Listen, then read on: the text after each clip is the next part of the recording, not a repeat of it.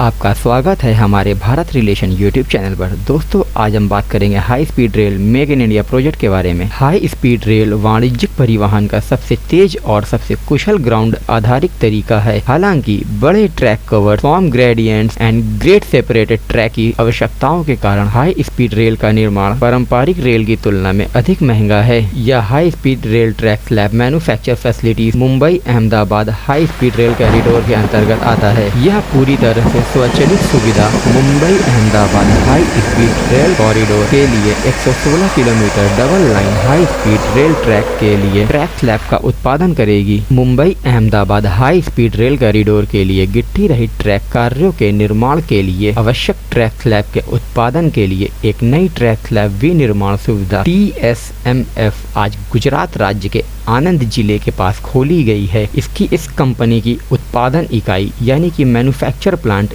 1 लाख वर्ग किलोमीटर क्षेत्र में फैली हुई है। यह सुविधा 1 लाख वर्ग किलोमीटर क्षेत्र में फैली हुई है और इसमें MAHSR परियोजना के लिए 45,000 विकास ट्रैक स्लैब के उत्पादन के लिए अत्याधुनिक तकनीक मौजूद है। पूरी सुविधा का निर्माण सिविल कार्य की शुरुआत से 8 महीने के भीतर किया गया है। सुविधा में 60 उच्च प्रतिशुद्धता वाले सांचे खरीदे हैं और स्थापित किए गए हैं, जो प्रतिदिन 60 ट्रैक स्लैब का उत्पादन कर सकते हैं। प्रति ट्रैक किलोमीटर लगभग 200 ट्रैक स्लैब की आवश्यकता होती है, यानी कि 1 किलोमीटर की रेंज में 200 ट्रैक स्लैब की आवश्यकता पड़ेगी। ट्रैक स्थापना की सुविधा के लिए सुविधा 9000 ट्रैक स्लैब तक स्टोर कर सकती है, जो कि इसकी उत्पादन इकाई में इसको मैन्युफैक्चर करने के बाद इसको 9000 ट्रैक स्लैब तक स्टोर किया जा सकता है। ट्रैक स्लैब के विनिर्माण सुविधा कंक्रीट वितरण प्रणाली के साथ पूरी तरह से स्वचालित है। स्लैब के उत्पादन का समर्थन करने के लिए विभिन्न सहायक सुविधाएं जैसी कि